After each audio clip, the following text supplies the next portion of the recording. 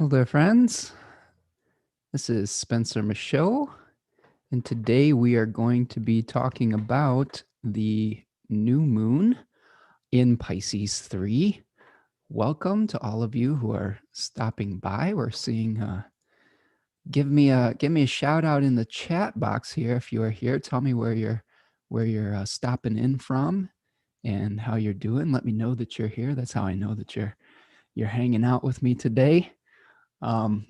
Yeah, I hope that you're all doing well out there. We're gonna kind of unpack Pisces 3 a little bit and check out what we are experiencing over the next I don't know 2 weeks or so. That's kind of the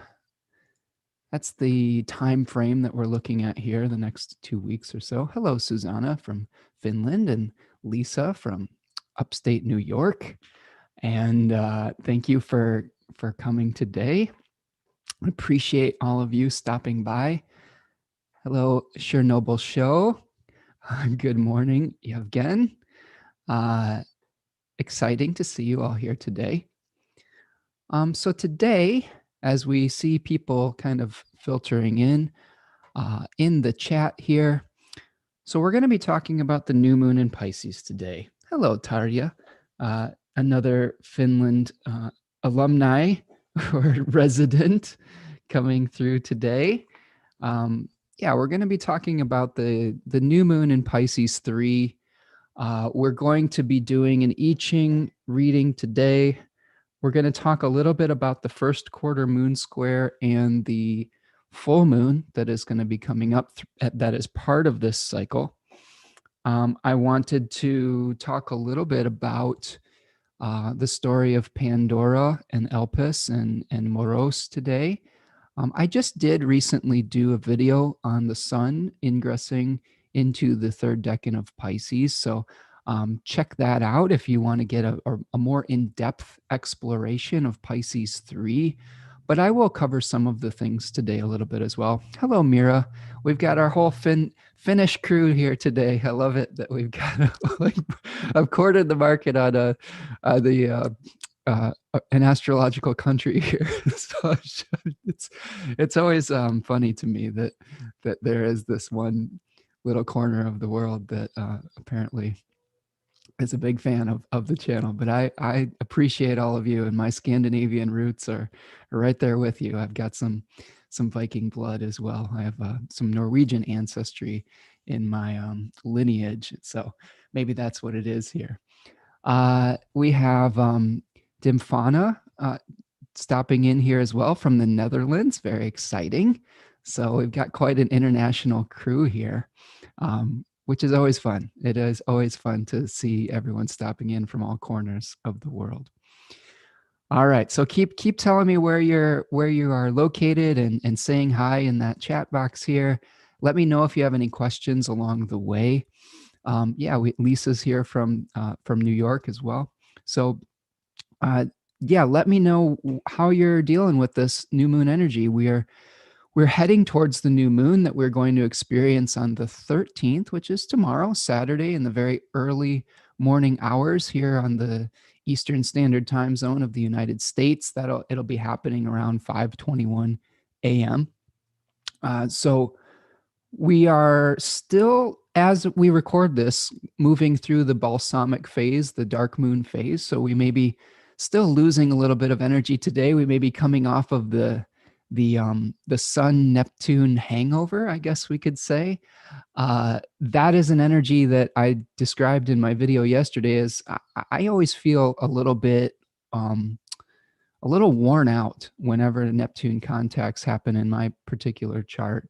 I feel like it's they've described it as a dissolving energy, as an energy where we are feeling maybe just a little bit like we want to melt into some kind of collective consciousness. As I was talking about yesterday, Robert Schmidt likes to compare Neptune to a transcendental moon, and the moon being associated with form and substance. So in this case, this may be the kind of substance, Neptune might represent substance, that we are drawing upon and trying to infuse universal consciousness into to create something.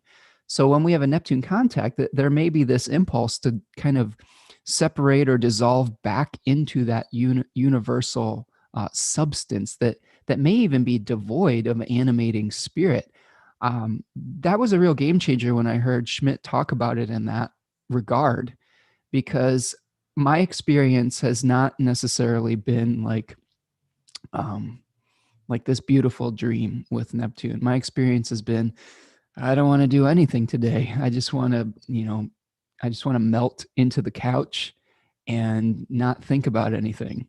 And it really rang some truth when Schmidt was talking about this impulse with Neptune to maybe dissolve back into, just this unanimated substance. So I think that that's important to begin with, because that is going to be, a player in our new moon as well. We have to kind of think about that Neptune is going to be very close to the new moon, within 3 degrees, even though it is separating from it. So we may be coming off of that energy. But one of the things to consider, there may be some impulses that may be a little bit self-destructive when we start off with this new moon, where we have to be careful that we are not getting too involved in, this merging consciousness type of experience. And Yevgen is pointing out that it's a dark moon phase as well this week, and I agree 100% that this dark moon phase definitely helps us to feel a little bit tired, that we're at the end of this lunar cycle and just feeling like devoid of light on some level. So we'll see what happens when we get the new animating spark of the new moon tomorrow. So let's start breaking down some of the other things that we're going to be seeing. So I'm going to share my chart here today, and we'll go back and forth through the chart that we're sharing here. I'll talk about the I-Ching. We'll look at the tarot cards associated with this new moon.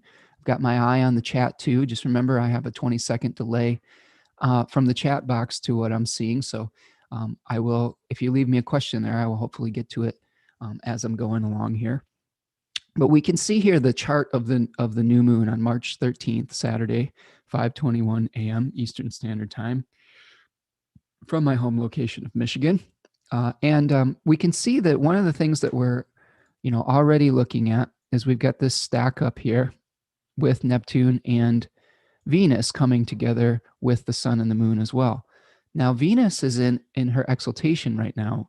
This is a very fortuitous position for Venus. This is a place where she really likes to be, where she is able to, kind of bring things together through the boundarylessness of Pisces. Venus is able to kind of bring things into harmony with one another, kind of this universal love, this universal consciousness, this ability to create beauty, this unlimited experience of seeing beauty in the world.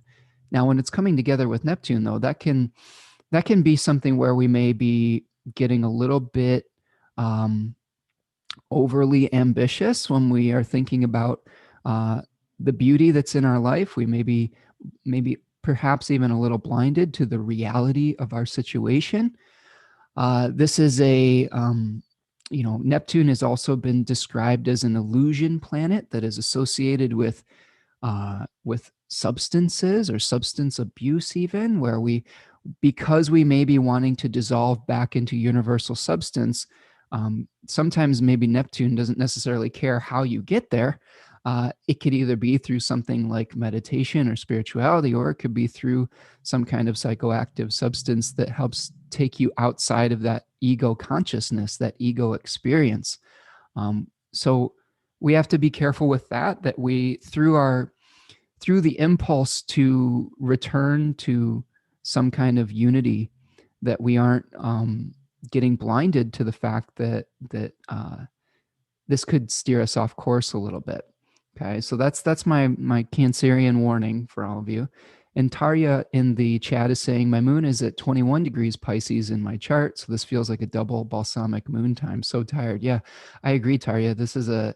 We're not only at the end of a solar cycle, we're about to experience a rebirth with the sun at the spring equinox when it moves into Aries. So we've got kind of the end of that solar year on some level, but also the end of a lunar cycle. So again, yeah, we're really experiencing that kind of low tide type of energy. But hopefully, we've been using this time to find our animating principle.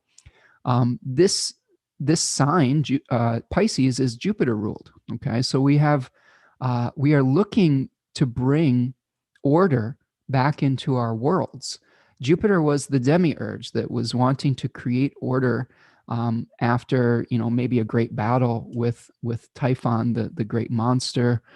After Kronos had swallowed all of his children, and after you know Zeus, aka Jupiter, had liberated all of his siblings from the bowels of Kronos, he had to go about ordering the cosmos and governing the cosmos. So there is this kind of judge energy with Jupiter, this kind of ordering energy, this bridge energy.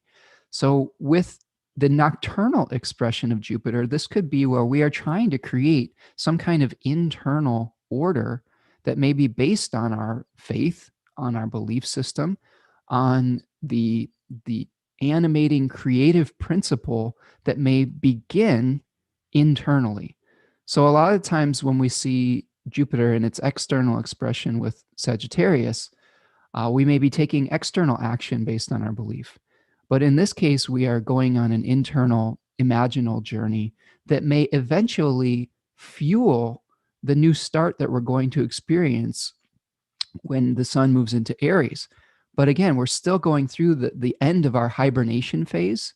So I wanted to point that out as well, because I've seen a lot of there's been a few astrologers lately that are like, this is the Make-A-Wish new moon. There's nothing bad about this new moon. And I never think that. I think there's always a balance between light and dark, between anything that we're experiencing. There's always pitfalls and also advantages. And this is, you're always going to get this from me, because I think one of my animating belief systems and principles is temperance and balance. So one of the things I've had to learn over the course of my own life is not to get too extreme with my emotions. I'm a Cancerian sun, so I feel things very deeply. And this decan of Pisces does have some significations with emotional extremism. So I think that that's one of the things that we have to really watch out for, is that we can ascend to the heights of our ecstasy, right? With this decan, we can, want to fly high on the wings of Pegasus, all right, which is, one of the fixed stars that is very close to this new moon is Markab, which is associated with the constellation Pegasus. And I'll talk about that as we move further as well. I've seen a nice comment here. Lisa is saying, read the directions on prescriptions. Accidental overdose can happen, or taking the wrong supplements without realizing. Yes, absolutely. That's another thing to keep an eye on when we're having kind of Neptunian placements, is we can very easily miss a certain important detail that could lead to kind of, a dissolving from our body. So what goes up must come down. Yes, definitely. Yeah, and that's something to keep in mind when we're starting this new energy here, is that because of the preponderance of Piscean placements, when we are moving forward on our beautiful dream, on the vision that we are trying to manifest, we may fudge some important details. We may fail to read the directions, and that could get us in over our head, which we will look at when we look at the hexagram for the week, or for the new moon, which has a lot to do with kind of maybe getting in over our head. And there's some great wisdom here with that hexagram. Okay, so one of the things that I wanted to really speak to, now that I think we've got the vibe with Neptune being co-present.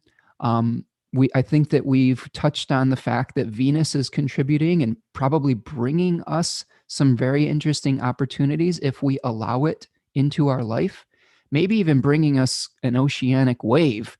I think that one of the things we're experiencing in the final days of Pisces is that we have this We've been sitting and meditating and hibernating for a long period of time, and we may be getting a little bit antsy to take some action.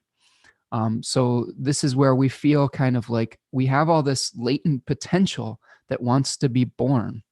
One of the things I was thinking about with Pisces season in general is the concept of pregnancy. And the hexagram that we were talking about this week is 28, which is called Great Exceeding. And I'll draw it for you in a minute, but that had the energy, I think, of being very pregnant with possibility, pregnant with dreams, pregnant with visions, pregnant with this animating force that wants to find expression. And this hexagram is moving to hexagram number 1, which is the birth itself. But again, there is some cautionary things that I have with you with that. Uh, the tarot card that is associated with this decan is the 10 of Cups. So the 10 of Cups, in it you can see and I'll stop my share for just a second. Before I get to that, let's just look at the rest of the planets that are having a conversation here. Okay. We do have Mars that is in a whole sign square with this new moon. It isn't very close in degree, so it may not be as powerful as if it were, closer in aspect. But we may have a number of options and directions that we could go in that may make us feel a little bit overwhelmed, a little bit like we are paralyzed and we don't know which direction we want to go in. The Eight of Swords is associated with this position of Mars. So, one thing I've been telling my Gemini friends and people who have felt overwhelmed by their options is you you don't have to let go of all of the imagined pathways forever, but you may have to choose something to do in that moment and try to do it to the best of your ability. That's how we, find focus. Is when we try to do too many things at once, we end up doing none of it very well. So I think that if you want to be able to bring your vision into manifestation in the best way possible, try to pare down that vision to what is most important and what is the essence of it right now. So the other players in the game here are going to be uh, the two outer planets that are in Earth signs right now. So we are going to have a sextile to the new moon, to Pluto. Now, this is in pretty close aspect. Okay. So this new moon may help us to unearth some of the buried corruption, even. I like to think of Pluto as kind of this cosmic plumber where it's trying to unclog the toilets of our lives. And right now, Pluto is going through the area of the zodiac associated with the Four of Pentacles, which has to do with administrating the material structures in our life. So think about this as like you are the CEO of your own of your own life, and there may be some things that are corrupt in that area of your life because they've been repressed. This may be where you're feeling afraid of taking authority in your life and organizing your life to create new material prosperity, abundance. Maybe there's been a death and a rebirth in the way that you use your resources and the way that you organize your life. I think everybody's been going through that with the pandemic and with COVID, and a lot of people losing their jobs, and through that loss, they've tried to find a new reason for doing what they're doing, through the loss of community, through the loss of some family members, or the loss of a routine on some level. So that could be something that if we let that, if we let the old pattern die and allow something new to be born, that can be useful in this new moon. We also have a whole sign sextile with Uranus. So this may be encouraging us to do something in an innovative way. All right. So we can't keep on doing something the old way. That's really another thing that is important with this new moon is we may have been doing something, for many years in a certain way. And now it's important for us to move forward. We had a chapter marker with the pandemic.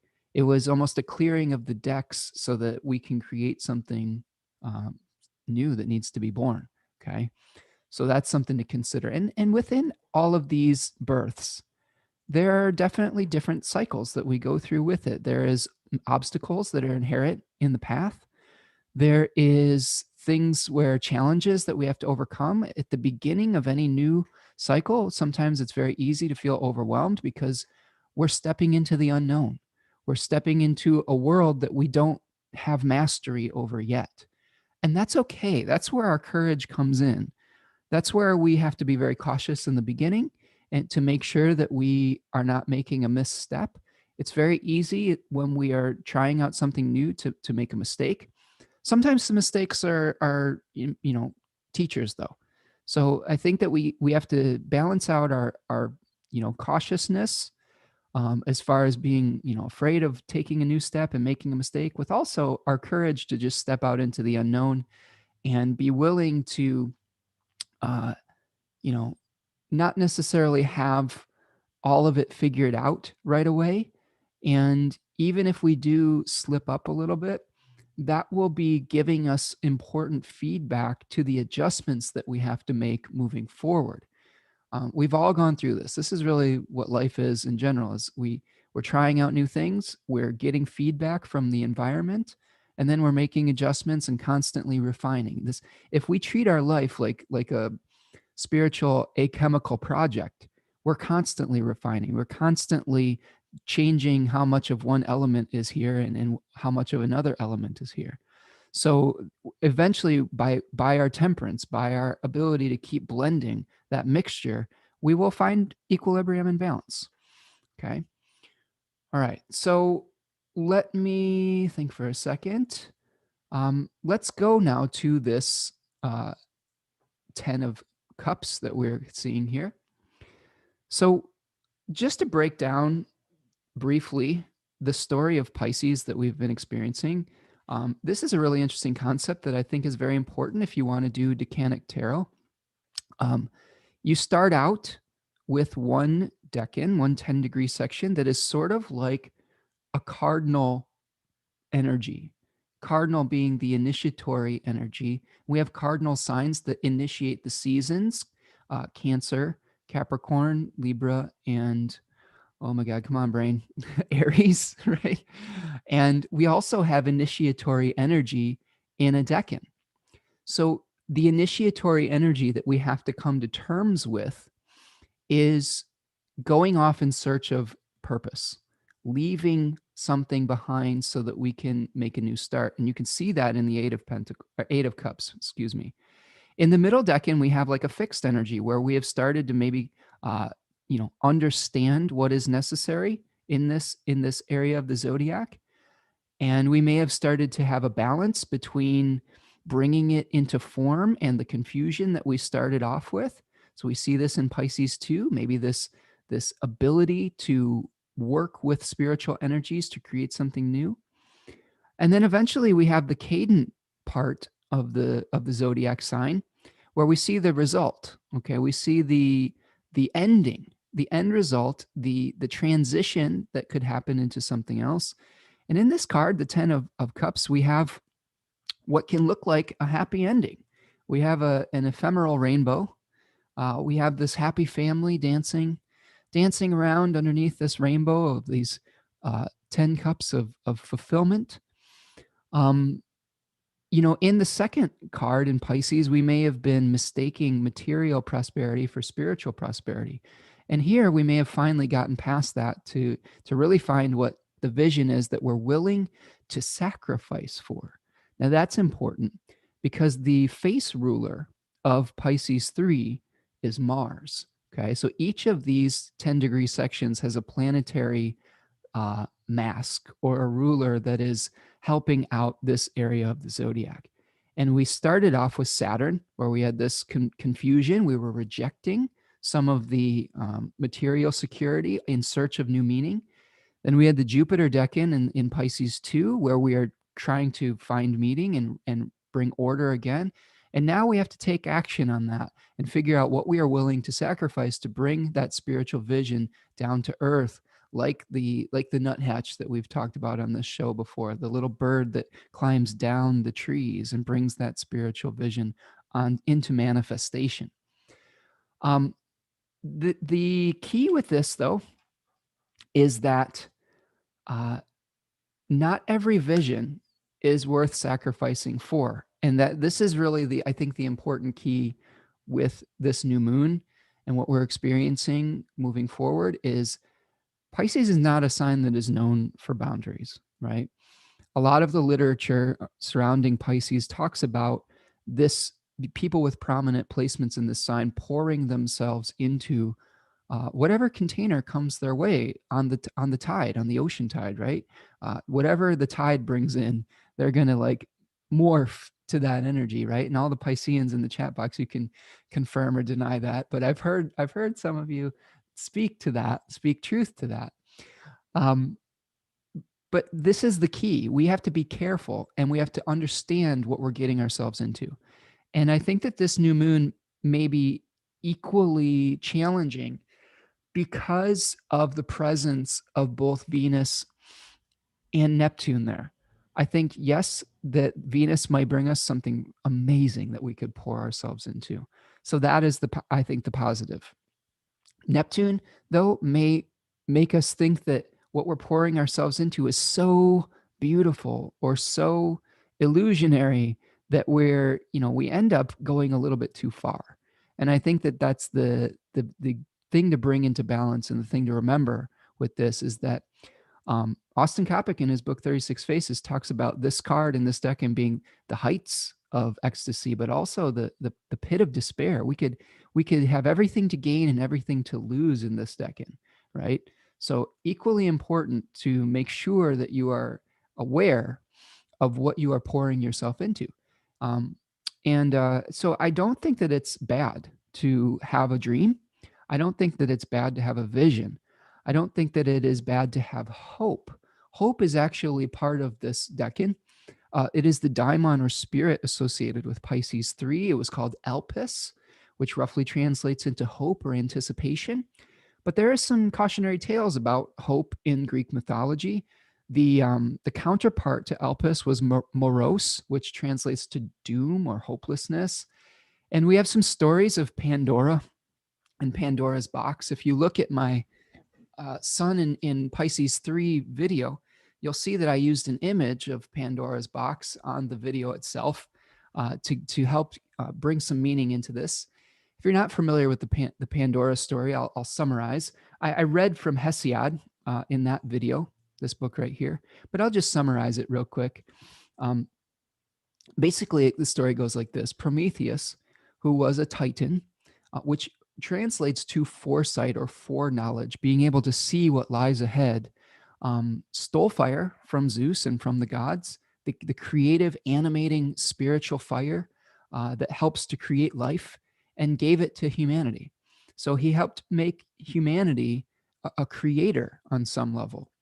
But this very much angered Zeus. Okay, this was something where Zeus was like, "Hey, I'm the boss. I'm the creator. That is, you're going to be punished, Prometheus, for this disrespect." And not only did he chain Prometheus to the rock to have his liver be eaten out by an eagle or a vulture daily and then have it regenerate, this great pain, right? The liver was associated with Jupiter or Zeus as well. That was the Jupiterian organ. But we also had Zeus calling upon Hephaestus to create from clay the form of a woman who was given all of these gifts from various gods and goddesses of Olympus. Okay, like she was made very beautiful by Aphrodite. She was given this guileness or this trickery impulse by Hermes. Various other, Athena gave her gifts. So they gave her all these different gifts. Pandora loosely translates to all gifts. Pandora, all gifts. Okay. And eventually, this box in Pandora was given to Epimetheus, Prometheus's sibling. And Epimetheus translates to hindsight, okay, being able to look back on something, right? And Epimetheus did not heed the warning of his brother Prometheus not to accept any gifts from Zeus. Prometheus was like, if Zeus tries to give you something, it's probably going to be messed up. All right. It's not going to be something good because he's a wily deity, right? He doesn't like me very much because I, screwed him over with the fire thing, um, but Epimetheus was foolhardy and, accepted the gift of Pandora, and she opened this box, and all of the ills of, that could befall humanity were in this box. Old age, disease, death, suffering, all of these things were unleashed onto the world. But there did remain one thing that we could think of as positive in the jar.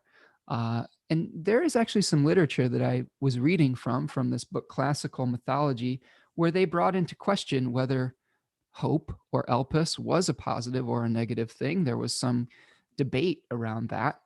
Um, but yes, elpis, aka hope or anticipation, was left in the lip of the jar, and it was something that even Prometheus in this great poem, Prometheus Bound, had this conversation with the chorus of Oceanids about saving that for humanity, and saying, you know what, we are one of the only creatures, as far as we know. I'm not another creature, so I don't know, but that are aware of their own impending doom, their own morose, their own death. And because of that awareness, um, there could be a sense of despair had we not received hope or anticipation. So this is the type of hope in this decan that can lead us to ignoring our impending doom, which is on one hand, but also can lead us to create in spite of it. And I think this is the lesson of the rainbow that I was talking about yesterday, is a rainbow is fleeting, and a rainbow is beautiful, it's magical, it's whimsical, but it is fleeting. It only lasts for an hour or so, or even minutes after a rainstorm. But that doesn't mean we shouldn't enjoy it. That doesn't mean we shouldn't find beauty in it. That doesn't mean we shouldn't experience it. And I think that this is the key with Pisces 3, is just because whatever vision we're trying to enact may potentially be fleeting and may be ephemeral, doesn't mean we can't take joy in it. Doesn't mean that we shouldn't pursue it. Uh, Sometimes with this very short human life, we need to experience it, as well as we can with the time that we are allotted. So this is something to consider with this new moon. What you create here doesn't necessarily have to be permanent. It could be some ephemeral beauty, but that doesn't mean we shouldn't do it. But we have to be willing to take the good with the bad. We have to be willing to sacrifice something for that vision. All right. Whenever we really commit to a dream, we're giving up those other imagined paths, and I think that's the important thing here. Now, this fixed star that's associated with this new moon is called Markab. All right, you all doing okay out there? I'm seeing some nice comments in the chat box here. Lisa says, fail fast, fail often, fail forward. I like that. Tarja says, Tarya, I'm getting the hang of this now. She says, I love that Pandora myth. Yeah, it is a really interesting story. I mean, archetypal storytelling really can bring so much meaning to our life. It's something that has brought a lot of peace of mind to my life, seeing that what I'm living is not necessarily just this random chaotic thing. Lisa says, this is the same message that I've been receiving personally. Does that have to do with the ephemeral nature of life and enjoying it to the fullest? That's what I'm guessing she's commenting on, right? And Yevgen says that he's still alive. Yep, we're still kicking, we're still going. All right. So let's talk a little bit about Markab. Now you can see here, Markab is in this great constellation of Pegasus. Okay, and here's the sun. Eventually, we will have Venus coming together with Neptune here, and we are seeing Venus heading into the heart of the sun in the weeks ahead as well. So we may be seeing the rebirth of some kind of Venusian vision as well with this cycle. Okay, but if we think about Markab is part of a series of fixed stars, including I never know how to say this word. I think it's uh, sheet, sheat. Like I always feel like I'm swearing, but scat, like what SCHEAT. I'll have to figure out how that is pronounced, but that is one of the more difficult fixed stars in this constellation. Markab being actually one of the more positive ones. But we see these fixed star arrangement in this constellation that is roughly in the shape of a square. So there is some kind of associations with the square, with the number 4, since there are 4 prominent fixed stars, with which can speak to stability and things of that nature. Pegasus being the winged horse that erupted from the severed head of Medusa. So maybe through um, being able to release some of our desire and release some of our, our demons, we are able to take flight on our dreams, right? Uh, Chernobyl Show says, sounds like Merkab, the geometric sacred figure. Yeah, Merkaba. Yeah, that's it. I bet it does definitely have some associations with that. Um, I don't think that it is a coincidence when we have words that have a similar root. Now, one thing I wanted to do is read you a little excerpt from Oscar Hoffman's book, Fixed Stars in the Chart, where he's talking a little bit about Pegasus and some of the themes.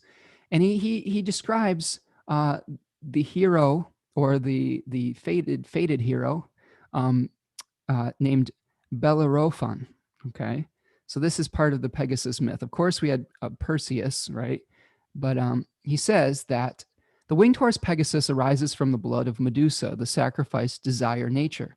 Horses are symbols of strong instinctive forces, but this horse has wings, so it is rising up to Olympus, to the spiritual world of the gods.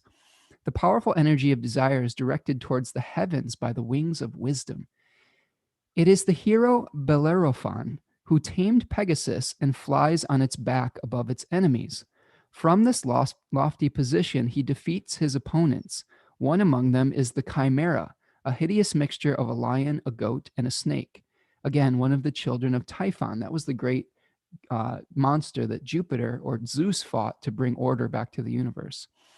Uh, Again, one of the children of Typhon and the Echidna of death and earth.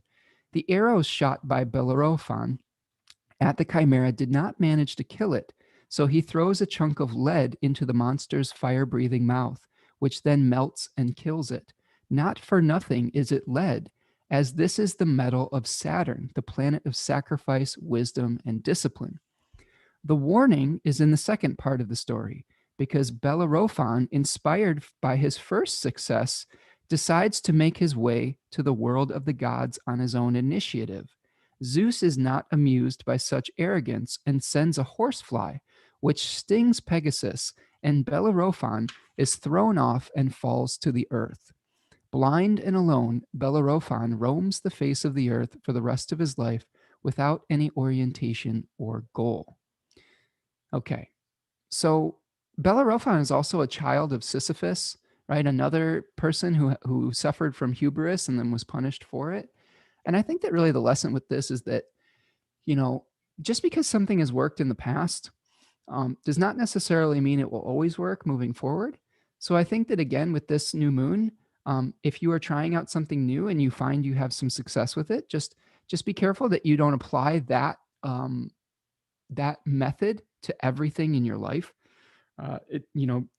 There are definitely, situations where we have success and we have to enact some sort of action to create success in that area of our life, and which could be appropriate for that area of our life, but could be wildly inappropriate for some other area.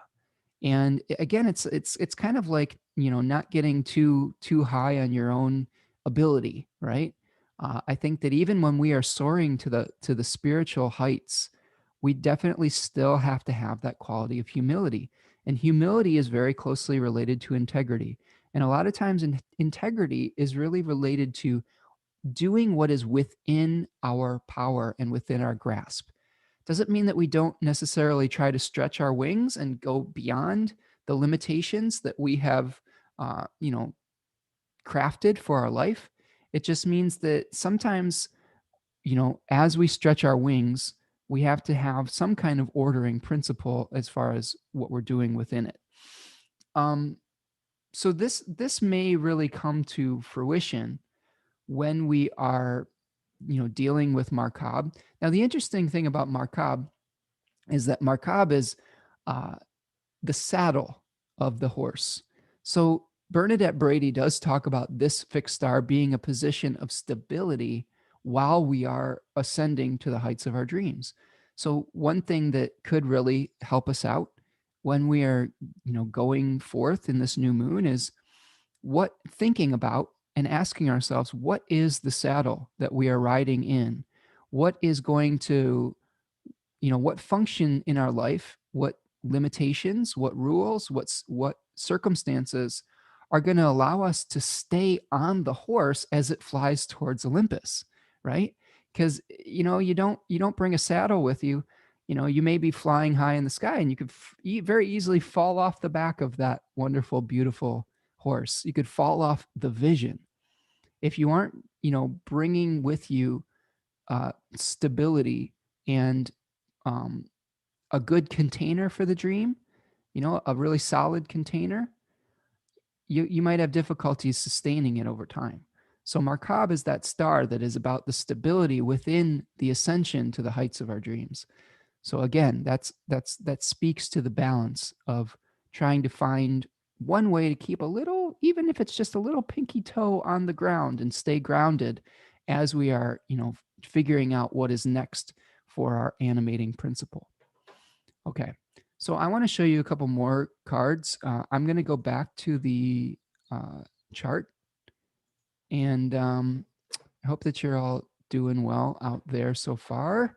Thanks for sticking with me today. If you're just joining us, we're talking new moon in Pisces 3, and we're going to move forward to we're moving forward to the first quarter moon, okay? Because I wanted to kind of show you, I want to go through the lunar cycle as to what may be in the cards as we move forward.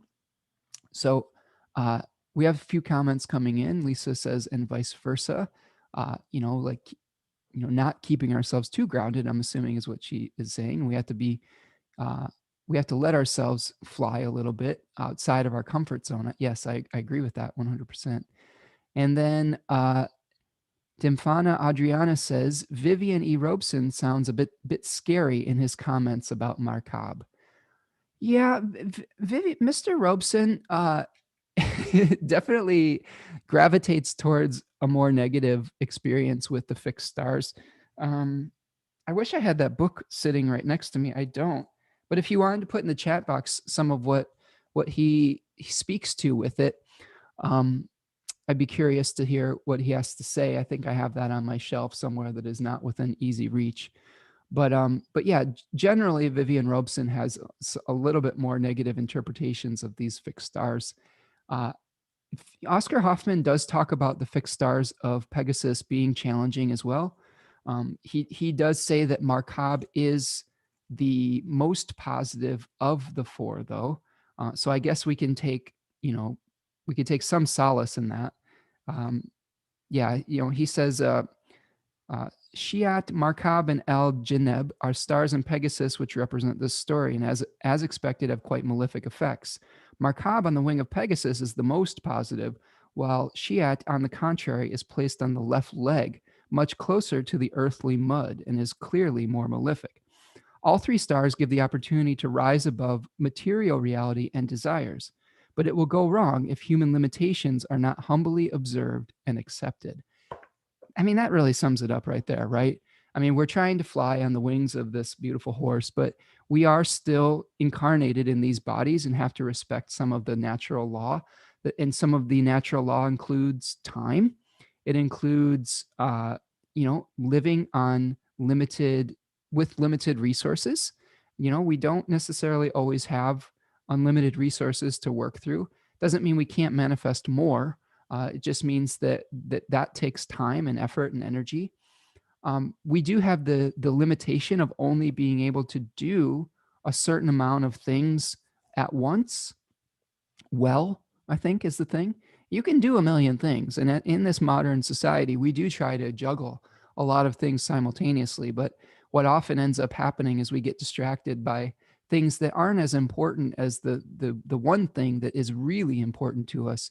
And that can end up pulling us off track. And and it can make the final product of what we are trying to create a compromise and substandard sometimes. Um, I've recently been doing, I got involved in some social media things recently, uh, and while those formats may be something that really resonate with certain people, for me, it feels more like just a distraction. And I had some hesitation about getting too involved with some of these new social media apps. Um, because of that, because my animating principle, my 100% yes, that I want to fly on the wings of Pegasus, is to be able to read all these books that I bought over the last few months and, get to some kind of understanding of all the questions that I have about what this life is all about and what spirituality is all about. And it is important for me to come down off the mountaintop or come out of isolation and share wisdom with people every once in a while. But I have to be judicious about that and choose when I do it and make it intentional, like we are doing here in this live stream. This is very intentional space where we can have this wonderful interaction with one another. But if you get involved in these other more chaotic types of situations, it doesn't become intentional anymore. And I was finding that that was pulling me off of my goal. So I had to make a choice. Do I, participate in these things willy nilly whenever the spirit moves anybody, right?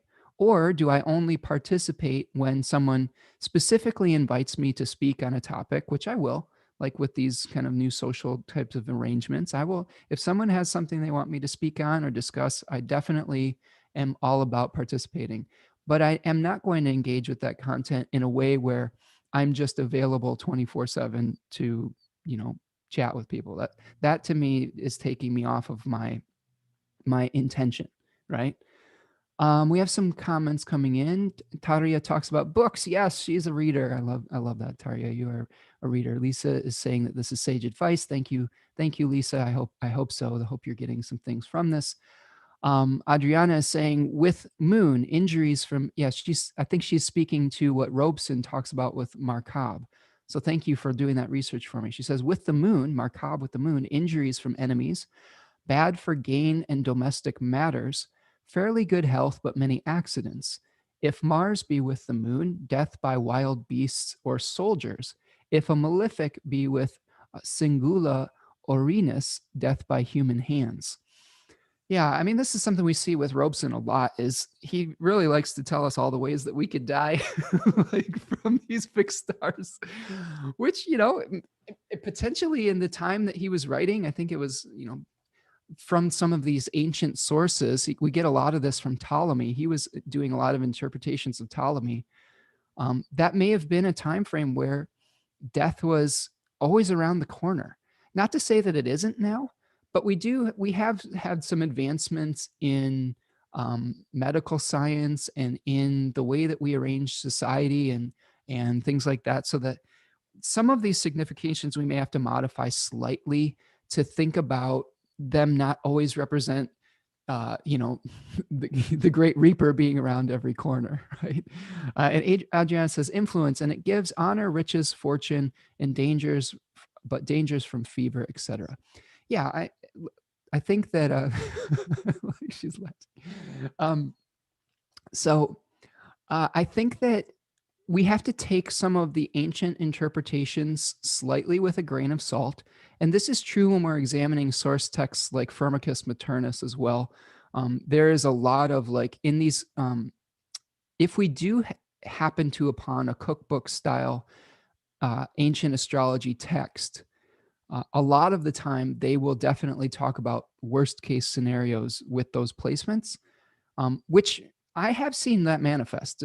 Don't get me wrong. There have definitely in modern times still been instances of people literally being beheaded when they have a contact with algol, which we have the story of Medusa losing her head. That happens. I believe that there was an algol placement with that was present when Princess Diana died, and I believe that in the accident she had some kind of severed head type of experience. I could be wrong on that, but there have been other instances where the myth plays out literally. But we do have to make adjustments with this. Lisa's saying we'll follow you up the mountain. Thank you, Lisa. I will do my best to be a responsible Sherpa or guide, and try to figure out a balanced way for us to ascend to the heights of our dreams together. Okay. So, what were we speaking to here? I'm losing my train of thought. I think we were trying to move towards the first quarter moon, and we were kind of wrapping up Pegasus and kind of like, the stability that we may be finding through this new moon. So let's talk about the first quarter moon a little bit.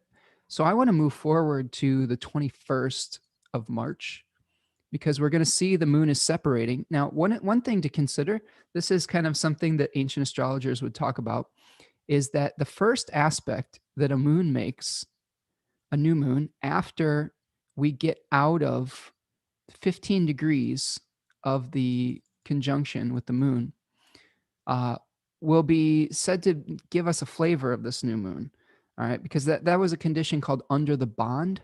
So it was sort of like the significations of creation were held in check until it could escape this, these beams. So we see actually here that the first aspect that we're going to experience when the moon gets out of that 15-degree range here is a sextile with Saturn. Okay. So it is a positive aspect, but with a malefic planet. So this may be that when we are pursuing our dreams, that we bring limitations to those dreams, and they may be a good thing, right? Like by consolidating and paring down our vision to something more manageable, we may be able to sustain it over the long haul. Okay. So consider that with this new moon, is that it's okay to start with the dream. Like when we start dreaming, we don't want to necessarily put limitations on it right away. Okay. This is true with the creative process too. If you are a creative person, you don't want to become the editor right away. You want to suspend that editing function in the beginning so that you can channel all of the substance of the dream. Okay. This is like the midwife type of experience that I talk about, that I have talked about in my songwriting classes in the past, where you have to first open up yourself as a channel. And one example of this is we did an exercise called object writing, where we would write for 10 minutes without form, and try to just do like create an experience, create a world that was based on our senses. And it would just be this stream of consciousness. And eventually we could pull out images from that stream of consciousness to turn into song lyrics. That is the editing process where we are paring it down to create something that is coherent. But in the very beginning, we want to open ourselves up. So I think that the way we're going to be going through this new moon experience is we have to first allow ourselves to be open to possibilities, right? We have to figure out what we're willing to give up, what dream we're willing to sacrifice other parts of our life for. And then we have to figure out what is possible by paring it down to something manageable and something that can be sustained over time. Okay. I'm thinking about this again as well with like creation of classes. I know all of you have been encouraging me to create classes, and I am in the process of that.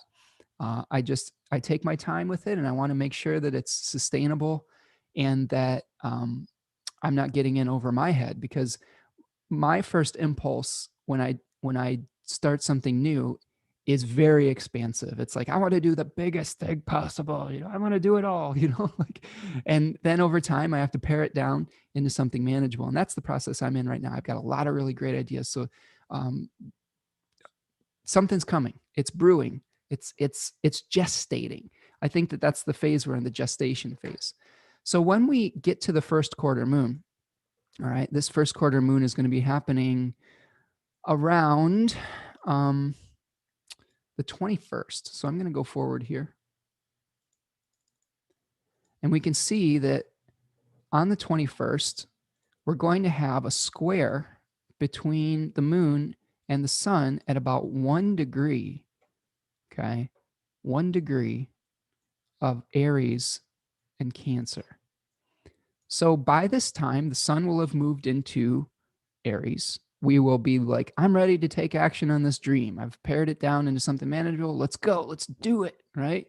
We've just are coming into the Kazemi moment for Venus and the sun, where Venus is going to be reborn on the 26th. So that's something to keep your eye out for here. We also, during this phase, the host of the sun has changed from Jupiter to Mars. So instead of like taking this long range view, of what we want to create, because Jupiter is hanging out in Aquarius and is able to, have some objectivity, our actions, our awareness are going to be motivated by this Mars in Gemini that is feeling the impulse to take action on like a million different things. So I'm just going to warn you in advance. You're going to want to like move forward, but there may be so many different pathways to express your dream that you could, start to feel a little bit challenged by that. Now, with the moon in Cancer here, one of the things that we are trying to do when the sun is in Aries 1 is differentiate from the cosmic, oneness, from the unified, the matrix, right? From the unified consciousness, from whatever you want to call the divine, blob that we're trying to manifest some kind of point of light from. Okay, so we are using Mars's axe to separate ourselves. The axe was associated with the first decan of Aries to differentiate into our singular point of consciousness. Right, we're trying to force the seed above ground into something visible. Right, we've been gestating over Pisces season in the winter, and now something is wanting to be born. And I really think that this March 21st time period is about labor pains. We have the moon in a maternal sign. We're trying to find ways to nurture our newfound individuality, and it may be creating even some challenges.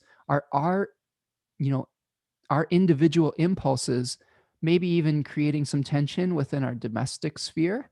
Sometimes we have to balance out being parents, being mothers, fathers, brothers, sisters, husbands and wives with our individual needs. So I think that could be some themes that could come up at this square.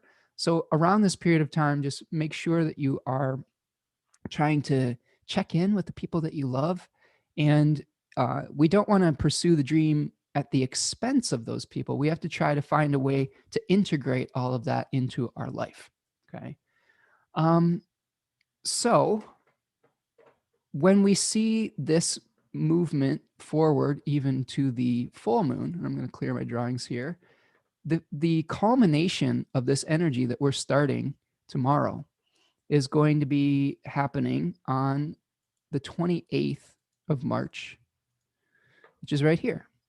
And this is where we're going to be seeing a full moon at 8 degrees of Libra opposing 8 degrees of Aries sun. Okay, so here is our opposition point where we're going to see something coming to fruition that it wants to be born. All right, now these oppositions, a lot of the times they are something that we have to restore some balance. Oppositions were of the nature of Saturn, okay, in the thema mundi. And Saturn is that great balance restorer. It was that concept of nemesis that restores right proportion. So in the pursuit of our dream, we may have been, neglecting some of our relationships. And here we will have to restore that balance. We will have to know that we can't just get everything that we want willy-nilly.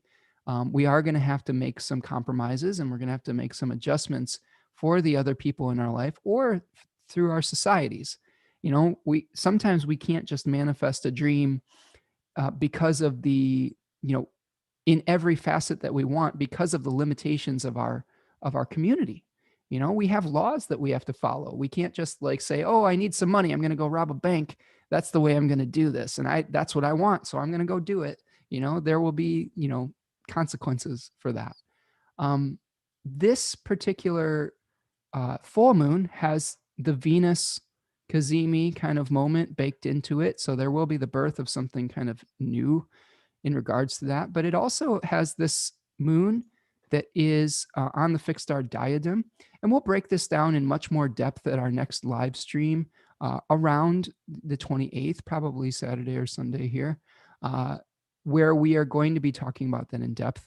And I want you to tell me how your dream manifests and what compromises you may have had to make along the journey, and how you are kind of making the adjustments to make it a sustainable venture. But keep in mind that this full moon is on a fixed star called diadem, which is about sacrifice for the family. There probably will be some kind of sacrifice that has to be made, but for the good of your community, not just for the good of yourself. The story of diadem, just briefly, was um, the wife of the Bernices, the wife of of an Egyptian pharaoh, had to sacrifice her hair to the goddess Aphrodite to ensure the safe return of her husband from war for the good of the kingdom, right? And this was a great sacrifice back in that period of time. I mean, shaving your head was not like the hip thing to do back then, like it may be now. So that was shaving off kind of a representation of your womanhood or your femininity or status as well. So um, something to consider that there may, throughout this lunar cycle, we have themes of martyrdom in the beginning and what you're willing to sacrifice for. And then we may come to the moment at the full moon of actually making the sacrifice itself. So consider that as we move forward, as what will you have to give up to bring this new vision into being? Okay. All right. So that is kind of the lunar, you know, thing that we're going through here. I'm going to go back to the new moon just so we can kind of wrap our head around that. And what I want to do now is I want to show you the hexagram that I pulled for this and discuss that in a little bit of detail here. I pulled hexagram number 28. Y'all doing okay out there? Out in virtual land? I'm getting some nice comments here in the chat box. Taria says Venus shows up very interestingly. Yeah, it's Venus will be in its exile during that full moon. So there may really be some tension between what we're having to give up in our relationships and what we want to bring to manifestation. Life isn't always easy, you know. This is hexagram number 28, and it is moving to hexagram number 1. Okay, which is very interesting.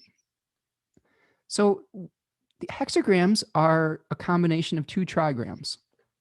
So 28 is the combination of the lake. So we have the lake over here. Okay, the lake or the marsh, they call it, on top of, all right, on top of the wind or wood, the tree, something that is flexible, something that is bendable. Okay. And then with number 1, we have this hexagram, heaven. Okay. This is heaven or the creative force. So this is heaven on top of heaven. This is the creative force doubled. Okay. That's the way we can think about these hexagrams, as they are 2 trigrams put together. And with these changing lines, we're going to see 6 solid lines. That's a really powerful yang energy that we're moving towards. Okay. So the lake on top of the wind and the wood, this is called great exceeding or critical mass or great excess. And I take this to interpret, my interpretation of this is that we are feeling this great potential. In some of the interpretations of this I-Ching hexagram, they talk about a tree that's submerged under a lake. All of our adaptability, our flexibility is coming to this breaking point, right? We see so many different options, but we feel heavy with the desire to just get on with it. And that can feel overwhelming. We may just feel overwhelmed with the inherent potential that wants to be born. Our creative force has been really building up over the course of the winter. And we may be really itchy to be like, I got to get started. I got to do something. It's spring, right? This is kind of like the Pisces energy is we get these days, these previews of spring, and we want to go out in our shorts and stuff. And then we want to plant our gardens and do all of these things. But we have to realize that, especially in the Northern Hemisphere, it can still frost over. Winter is still here. And if we plant our seeds too early and with too much gusto, that early season frost can destroy all of that good work. I've learned that the hard way, being a gardener in, Michigan, where I've planted my garden way too early. And I was like, oh yeah, it's warm and it's warm. And then we get this frost and you have to start all over again. Okay. So this is something to consider in Pisces season is we have this desire to get moving, right? And we are feeling very flexible. The lake in the marsh is kind of abundant with life. We have all this abundance that wants to be born right now. And Hillary Barrett, in her very good translation, Walking Your Path, says, what is overloaded? Okay. What have you outgrown? What must you do? And she quotes, great exceeding, the ridgepole warps, fruitful to have a direction to go, creating success. So in the I-Ching, they talk about the ridgepole that supports these tent-like homes or tent-like structures. So here we have like all of this pressure, that is built up over time that where we feel like we're going to snap, right? And I was comparing, as I was doing this, I was meditating on the late stages of pregnancy. Now, I am not a woman, so I've never experienced a literal pregnancy, but I am an artist. So I have experienced the pregnancy of a creative project that wanted to be born so bad and just feeling the labor pains. And I was like, oh, it's so painful. It has to be born, and I'm feeling this now with, trying to figure out what's next in my career as far as like teaching and stuff like that. I feel very pregnant with ideas right now. But I have to figure out, like, I have to go through the labor pains to bring it into fruition. Okay. And we may all be feeling that right now. We've been asked to give up a lot and sacrifice a lot of sociability. We've been, asked to stay on our homes and give up some other things. And now we're ready to be birthed into something new with this spring. I think we're getting close to the, being able to mingle again and things like that. And we're ready. We're ready. Like it's, I know that we have some women in the audience here. Any of you, I'm sure that some of you have had children. Maybe you could speak to that with more authority than me. I know that you can, as far as the physical birth. But did there come a point in your pregnancy where you're just like, I'm so tired of this. I'm ready to meet this baby. I'm ready to get this thing out of my body. Like, it sucks. I'm feeling just big and like I'm gonna burst, right? I think there's just a point where you're over it. The beginning of a pregnancy can be a beautiful thing, I'm sure, but then there's a point where it's just like, nope, I just get this child out of me. I'm done with it. And I think that that's what this hexagram is really speaking to. Okay. So we I have some more notes about this where we are watering. Sometimes when we water a tree excessively too, we can drown it. So there can be an imbalance here too. So there's some changing lines here. Like Tarya says, waiting for that baby course of yours. Yes. Like I said, it's coming, but you have to understand the Taurus moon part of me that is never going to rush something. And this is something that has brought me success in my life, is not rushing my process. And that's how I've been able to sustain, I think, the standard of quality that I hold myself to is by taking my time, right? And when it does come, it will be hopefully it'll be fully cooked rather than some kind of premature birth that will create problems that require even more attention to bring back into balance. It'll be a big, robust, 8 or 9 pound healthy baby course that you'll be able to they'll grow into a healthy human adult course eventually. Okay. And Adriana says, yes, the foot in the ribs. And that's what we're feeling right now, right? The foot in the ribs. So there are some changing lines. We do see the changing line at the very base of this hexagram, which is about kind of the material reality, the very beginning of this journey. And then we see one at the very top, which has to do more with kind of the spiritual expression of this energy. So line 1 says, for the offering mat, use white thatch grass, no mistake. So in this interpretation of this sort of ambiguous type of uh, quote, we are thinking about, reinforcing the roof. This could be about taking great care in your new endeavor. There was interpretations that were talking about taking the humble first steps, but paying attention to the details in the beginning to avoid mistakes. We may feel pressure to act, but be very careful. So this is where, when we're trying to put that new endeavor out, when you're trying to give birth to that new creative baby, you want to have a good support system around you. The best type of birth is where you have that midwife with you, where you have a doula, where you have, if you have a doctor, you have somebody that's ready to catch it, some container. Maybe you're in a supportive environment like a birthing center or a hospital, or your home, or you have this pool ready to catch that baby. You don't want to give birth out in the middle of nowhere with no support. That would be scary.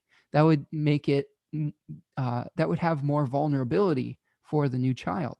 So when we are trying to give birth to our creative projects, we want to make sure that we are, staying humble, that we're paying attention to the details. All right. Like for these classes, one of the things I'm thinking about is, uh, this is so mundane, but how do I take payment? How do you take payment? How do you organize the class? What time do you meet? How do you, communicate with the people that sign up? Where do you put educational materials? Do you need to put it in a Dropbox? These are all little things that, you don't necessarily think about when you're thinking about the essence of a class, but when you're teaching it, all of those have to fit in to the lived life, right? The other question would be, how does a class fit into the videos that I do on my YouTube channel? Like at a certain point, I have a lot of things that I'm doing right now, and I have to figure out, how do I fit it in to the schedule that I'm already doing with the creation that I'm doing? And this will lead us into the next thing, because there will have to be a sacrifice. Line 6 says, exceeding in wading the river, your head is dunked underwater, pitfall, but no mistake. So this is where we're wading into the vision of our new dream. We may go to a little bit too far and get in over our head. There is the possibility with this, especially with Neptune and the lack of boundaries that we feel in Pisces. We may have difficulty integrating whatever this new impulse is, or this new vision, into our life. As I just said, I'm actually thinking a lot about how I'm going to integrate teaching more into the schedule, as I just have said. Um, but again, it says that a part of you will have to be sacrificed to bring something new into fruition. So maybe for me, that means that I might have to dial back on some of the YouTube videos to do a class or something like that, or dial back on some other part of my life to be able to support this new thing that I'm creating. And for all of you, there may be something that you have to dial back and you have to sacrifice if you want this little thing to live. When we have a child, and I have a child, so I understand this, you a part of you dies. Even though you are birthed as a new with a new identity as a parent, the old person that didn't have responsibility for that young person is dead, and that has to be accepted. You have to give up your free time. Like, you may think that, oh, I get a babysitter when I get a child. It doesn't really work that way. The first few years of a child's life, you better get used to being, there for that kid. And you know I think that you die as a single person, you die as uh, a childless person, and you are reborn as somebody with great responsibility. And I think that when I first became a parent, I had some struggles with that. And I think that everybody has some ambivalence, even though they don't want to admit it. I think a lot of parents are, parenting is difficult, and the birth of any endeavor is difficult. We all may have some ambivalence about what we're giving birth to.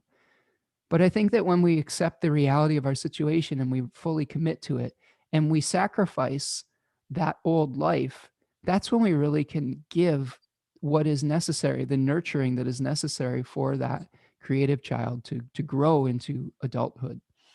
And the sacrifices, I think, are worth it. Again, you have to really be clear about what you are trying to pour your faith into this new moon cycle. But if you really find something that is really, uh, you know, that you really feel resonates with you, that in your gut is 100% yes, this is it. It may be time to go for it. But recognize that it is going to change your life, and you might not be the same person afterwards. Uh, Susanna says, "I love being pregnant all the way." Of course you do. You're a Cancer, so. There's this Cancerian energy is kind of like the mother archetype. So I'm not surprised by that. Susanna is also a very talented artist. I've been really following along with her Instagram and enjoying seeing her paintings.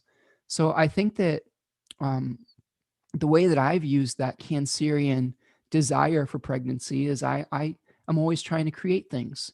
I'm always trying to create new things, whether they're artistic things or new videos or new classes or new sharing of wisdom. Yeah, I love that feeling too. I feel lost if I'm not in the creative process. Um, and since my body can't physically produce a child, I have to produce brain babies and creative babies of the heart and of the spirit, right? So yeah, it's a the other thing to consider with Cancer though is it's not just the part of giving birth itself. It's how do you nurture that that innocent thing into adulthood.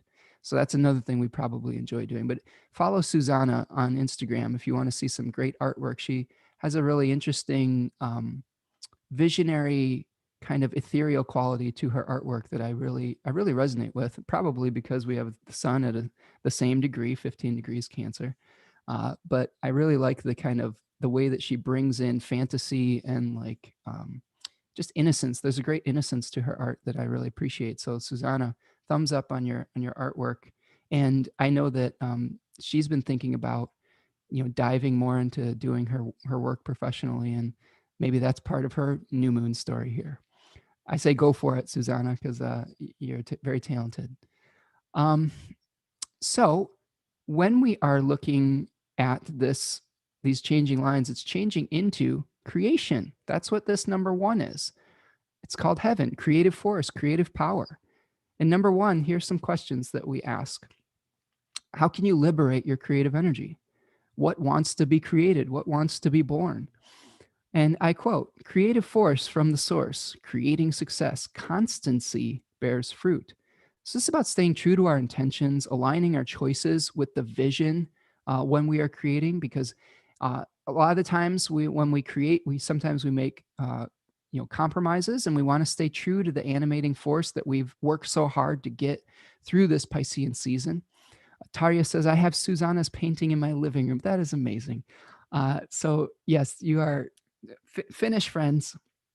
And that is great that you have been able to buy her art and have a physical representation of it. Do you all live in the same area? I didn't know if you were neighbors or not. It's a big country, but I never know who knows each other here. But that is really cool. Hopefully one day I'll have one of Susanna's paintings hanging in my house. So maybe we could do a trade, Susanna. We'll trade some astrological things for one of your beautiful, beautiful paintings. Consider it. um, so let's see. So we have to stay true to our intentions. We have to feel aligned with our inner creative force. It's very yang energy, that we're going to be moving towards action, birth, a primal directive propelling us towards our destiny. That was one of the other kind of interpretations. So you have to ask yourself, how far are you prepared to go? Can you sustain this new vision? And by committing to it and letting go of something and sacrificing for that vision, you're just going to propel yourself to a new destiny, whatever it is, and that's where the great unknown is coming into being here. So I think that's what I've got as far as just all the information and notes that I had. Is there any questions that you have? Do you have anything that you want to pick my brain about before we end this wonderful experience with one another? And I'll keep stalling for the 20-minute delay until I could see any of it in there. Um, But yeah, tell me a little bit about what your dreams are right now. Anything gestating? Anything? Are you pregnant with any possibilities? And you don't have to be super specific, but I guess I am curious as to what people are uh, have cooking a little bit. I'll stop my share here. Um, yeah, let me know in the chat box. And I just want to say thank you so much for everybody that stopped by. Thank you to my friends from Finland. Thank you for everyone else who has stopped by, Yevgen and Lisa and Adriana, for all your contributions to the chat box here.